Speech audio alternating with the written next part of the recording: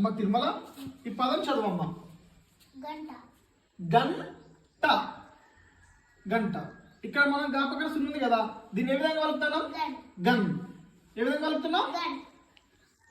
Gun ట.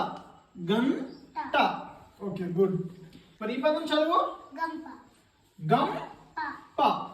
ఇప్పుడు గా పక్కన సున్నా ఉంటే మనం ఏ విధంగా కలుపుతున్నాం? గమ్.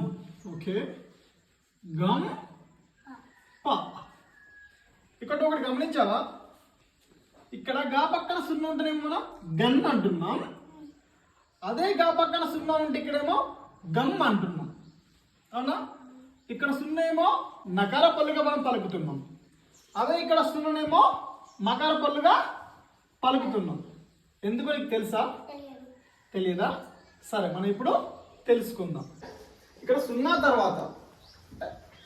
తర్వాత వచ్చే అక్షరం అనేది కా నుంచి నా వరకు ఏ అక్షరం వచ్చినా, అంటే కా నుంచి నా వరకు ఏ అక్షరం వచ్చినా దాన్ని మనం ఏ విధంగా పలకాలి? నకార పళ్ళుగా పలకాలి. అవునా? అదే సున్నా తర్వాత వచ్చే అక్షరం అనేది పా నుంచి రైతు వరకు, అంటే ఇందులో ఏ అక్షరం వచ్చినా కూడా మనం దాన్ని ఏ విధంగా పలకాలి అంటే మకార పళ్ళుగా పలకాలి.